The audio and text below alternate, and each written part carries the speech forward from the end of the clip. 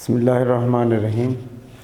Dear student, आज का जो हमारा आर्टिकल है वो है रेस्पिरेटरी सिस्टम इन मैन। तो जैसे बताया था कि स्टार्ट में हमने रेस्पिरेटरी सिस्टम के हवाले से मुख्तलिफ एग्जांपल्स को डिस्कस किया था, तो वो सिंपल ऑर्गेनिज़म के मुतालिक थे।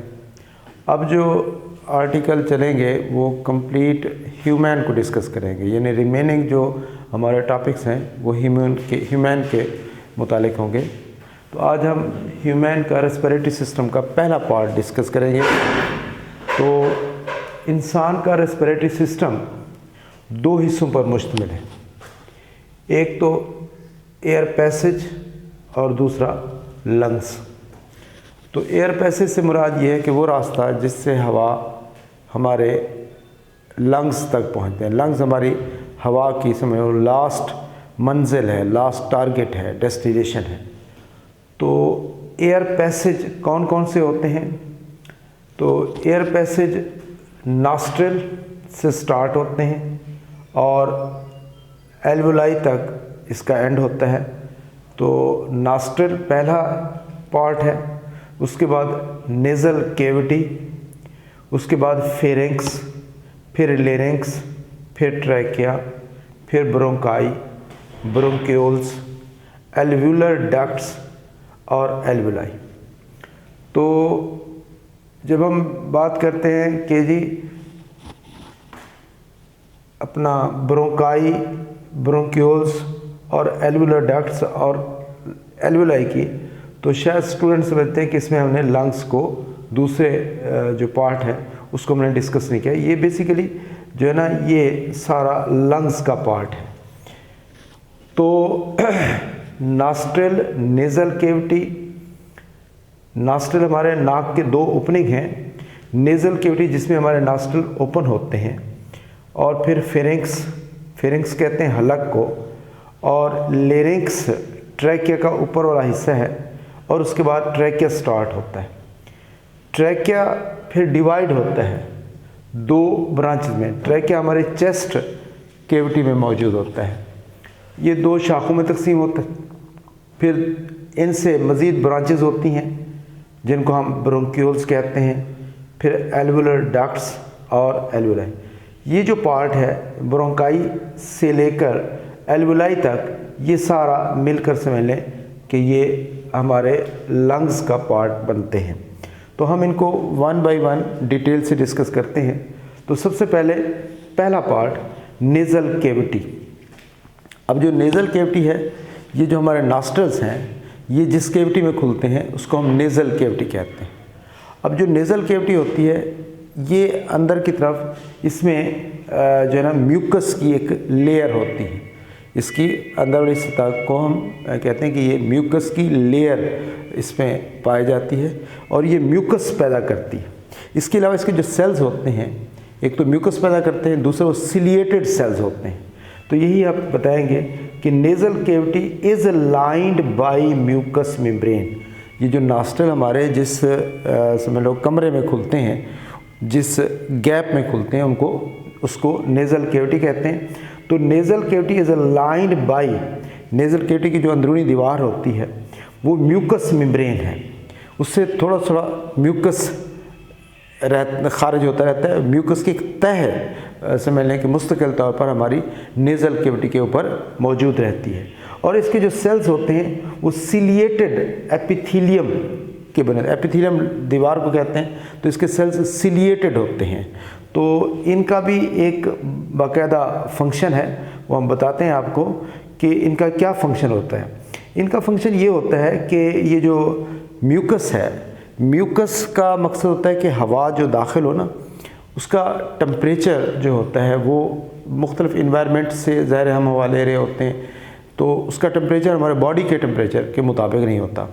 तो बॉडी का टेम्परेचर हमारा 37 है, तो उसका टेम्परेचर हमारे बॉडी के मुताबिक करने के लिए ये म्यूकस फौरी तौर पर उसको मॉइस्ट करके जो है ना उसका टेम्परेचर आपके बॉडी के मुताबिक कर देता है। क्योंकि इसमें भी बाज़ वक़्त कम्प्लेक्सिटीज़ डेवलप हो जाती हैं कि अगर आपका बाहर हवा का टेम्परेचर हमारे बॉडी के मुताबिक ना हो तो उससे हमें रेस्पिरेटरी इन्फेक्शन हो सकते हैं। जैसे ख़ास तौर पर छोटे बच्चों को ये प्रॉब्लम हो जाता है कि अगर वो बहुत ज़्यादा ठंडी हवा उनके फेफड़ों में दाखिल हो रही हो तो उसकी वजह से फिर उनको नमूनिया या इस तरह का इन्फेक्शन हो जाता है। तो ये हमारे बॉडी के टेम्परेचर को इसके हवा के टेम्परेचर को हमारे बॉडी के टेम्परेचर के मुताबिक बनाते हैं। अच्छा जी, नेज़ल कैविटी फिर आगे जाके ना 3 हड्डियां होती हैं, उभरी होती हैं। जो नेज़ल कैविटी का रास्ता है वहाँ पर हड्डियों के 3 उभार हैं। अब वो उभार हवा को जो है ना डाइवर्ट कर रहे होते हैं हमारी नेज़ल कैविटी में। तो ये एक लॉजिकल स्ट्रक्चर है, समझने वाली बात है कि ये जो हमारी हड्डी के उभार हैं, जो ये समझ लें कि 3 हड्डियाँ निकली हुई होती हैं, ये बेसिकली इस तरह के 3 हड्डियाँ हैं, ठीक है ना। ये खुलती एक ही रास्ते में है। असल में हवा को थोड़ा सा हवा को स्लो करने के लिए, ताकि उसका टेम्परेचर हमारे बॉडी के मुताबिक हो जाए, उसके लिए जो है ना ये 3 हड्डियों के उभार होते हैं। और ये 3 हड्डियों के उभार ऐसे ही है कि जैसे एक कमरा है, दाखिल एक कमरे में होना है हमने, उसके 3 समझ लें कि दरवाजे हैं और 3 दरवाज़ों से आखिरकार जाना उसी कमरे में है। तो ये 3 उभार हैं जिसमें से हवा गुजर के हमारी नेज़ल वाले पोर्शन में दाखिल होती है। तो इस वजह से हम कहते हैं कि नेज़ल कैविटी में इज़ सब divided in 3 passage of bones. तो इसके 3 रास्ते होते हैं जो बेसिकली बोन्स के उभार हैं from the wall of the internal nose, जो कि इंटरनल नोज़ से निकले होते हैं। अच्छा जी, अब हवा जब दाखिल होती है हमारी नाक के through, air enter through the nostrils, तो वो किसके थ्रू दाखिल होती है? नॉस्ट्रल्स के थ्रू दाखिल होती है। अब इसका क्या फंक्शन होता है, यानी नेज़ल कैविटी का फंक्शन क्या है? नेज़ल कैविटी में आपको मैंने बताया कि एक तो म्यूकस होती है, दूसरा छोटे छोटे बाल होते हैं। तो ये म्यूकस टेम्परेचर को आपके बॉडी के मुताबिक करने के लिए है, और जो बाल हैं ये डस्ट पार्टिकल को ट्रैप करने के लिए, ताकि हमारे फेफड़ों में डस्ट वाली हवा दाखिल ना हो। तो इसलिए हम कहेंगे कि air enter through the nostrils, जो लार्ज डस्ट पार्टिकल्स होते हैं तो बालों की वजह से are trapped by hair and mucus in the nostril. तो ये म्यूकस, ये सिलिएटेड सेल्स, ये नाक के बाल, ये डस्ट पार्टिकल को रोकने के लिए होते हैं। तो air passage through the nasal cavity, nasal cavity में से जब हवा गुजरती है, बिकम मॉइस्ट, इस म्यूकस की वजह से वार्म, आपके बॉडी के टेम्परेचर के मुताबिक हो जाती है, एंड फिल्टर्ड, और हमारे नाक के अंदर जो बाल होते हैं वो इसको फिल्टर करते हैं of small particle by the mucus membrane. इस तरह ये म्यूकस मेम्ब्रेन हमारी हवा को फिल्टर भी कर लेती है और उसका टेम्परेचर भी आपके बॉडी के टेम्परेचर के मुताबिक कर देती है। अब ये नॉस्ट्रल्स अंदर खुलते हैं, अंदर जहाँ खुलते हैं उसको कहते हैं फेरिंक्स। फेरिंक्स जो है वो हलक वाला पार्ट है, हलक वाला पार्ट जो है मस्कुलर पार्ट है। तो इसलिए फेरिंक्स यानी हलक मस्कुलर पैसेज है, मस्कुलर पैसेज है लाइंड विद म्यूकस में, जिसकी मेम्ब्रेन जो होती है म्यूकस वाली तय होती है। अब उसके बाद फिर जो है ना हवा आपकी जाती है सांस की नाली में। अब यहाँ पर थोड़ा सा समझने वाला बातें हैं कि जो हलक है, हलक से आगे हवा को जाने के लिए 2 रास्ते हैं। एक रास्ता ट्रैकिया है और दूसरा इसोफेगस है, और दोनों ये मौजूद हैं एक दूसरे के साथ। जब ये जो ट्रैकिया है ये लिखा हुआ है आपकी बुक में वेंट्रल पोजीशन पर है। वेंट्रल कहते हैं कि जो आपका पेट वाला हिस्सा है उसको वेंट्रल कहते हैं, जो आपका वर्टिब्रल कॉलम वाला हिस्सा है यानी दूसरा हिस्सा उसको हम कहते हैं डॉर्सल। तो ये ट्रैकिया वेंट्रल पोजीशन पर मौजूद होता है और उसके साथ इसोफेगस मौजूद है। अब जो ट्रैकिया है, ट्रैकिया का जो ओपनिंग होता है उसको बोलते हैं ग्लाटिस। ये जो मैंने कप की तरह बनाया है इसको बोलते हैं ग्लाटिस। इस ग्लाटिस के ऊपर एक जो है ना लिड लाइक ढकने की तरह की साख्त होती है जिसको एपिग्लॉटिस कहते हैं। और ये जो एपिग्लॉटिस है ये मस्कुलरली कंट्रोल्ड है, मसल का नहीं बना हुआ, मस्कुलरली कंट्रोल्ड है, यानी इसके को मूव करने के लिए मसल्स जो है ना इसके साथ अटैच होते हैं। ये कार्टिलेजिनियस है, कार्टिलेज का बना होता है। ये हिंज लाइक मूव करता है। हिंज लाइक का मतलब होता है दरवाजे की तरह आगे पीछे। ये जस्ट ऊपर मूव कर सकता है ऐसे और ऐसे मूव कर सकता है। तो इस तरह आगे पीछे मूवमेंट की वजह से इसको कहते हैं ये हिंज लाइक मूव करता है और है कार्टिलेजिनियस, मस्कुलरली कंट्रोल्ड है। अच्छा जी, अब स्वॉलोइंग के हवाले से एक मिसकंसेप्शन है जो आपकी बुक में लिखा हुआ है फिगर के नीचे। तो ये फिगर के नीचे इसकी एक्सप्लेनेशन है, क्योंकि इसमें एक बात अक्सर शार्ट क्वेश्चन पूछ लेते हैं कि क्या एपिग्लॉटिस कंप्लीटली ग्लॉटिस को क्लोज कर देता है? बिल्कुल नहीं करता, इसको पार्शल क्लोज करता है, यानी हम स्वॉलोइंग के दौरान भी सांस ले सकते हैं। तो इस हवाले से ये बात एक्सप्लेन की गई है कि एपिग्लॉटिस मूव्स डाउनवर्ड। एपिग्लॉटिस जब मूव करेगा नीचे आएगा, क्लोज अपॉन दी लेरिंक्स, और लेरिंक्स को क्लोज करेगा व्हेन फूड इज स्वॉलोड, जब हम खुराक को निगलते हैं। तो ये क्लोज का मतलब स्टूडेंट्स लेते हैं कि शायद हमारा लेरिंक्स वाला पार्ट कंप्लीटली क्लोज हो जाता है। अब मैं ये बात दोबारा समझाता हूँ, लेकिन इसमें पहले तो आप क्लियर कर लें ग्लॉटिस किसको कहते हैं, लेरिंक्स किसको कहते हैं। ये मैंने ट्रैकिया शो किया है। ट्रैकिया जो है एक जो है 12 सेंटीमीटर लंबी नाली है, सांस की नाली, इसको विंड पाइप भी कहते हैं। ये हमारी चेस्ट कैविटी में मौजूद होती है। तो इसका जो ऊपर वाला पार्ट होता है, मिसाल के तौर पर मैं कहता हूँ ये सारा ट्रैकिया है, ये वाला जो हिस्सा है ये फर्स्ट जो कार्टिलेजिनियस रिंग है, इसको, ये जो आपको ब्लू नज़र आ रहा होगा, इसको मैं फर्स्ट कार्टिलेजिनियस रिंग कह रहा हूँ। ये जो पार्ट है इसको कहते हैं लेरिंक्स। तो आप कह सकते हो larynx means upper part of trachea, upper part of trachea, जिसके ऊपर जो है ना एपिग्लॉटिस आता है।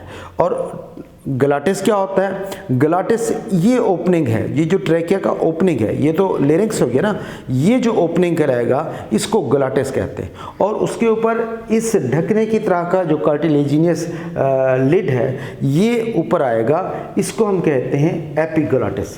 तो होता ये है कि जब हम ये चीज़ वैसे 12वें चैप्टर में भी हमने पढ़ी थी, जब कोई चीज़ हम निगलते हैं तो हमारी ज़बान पीछे की तरफ मूव करती है।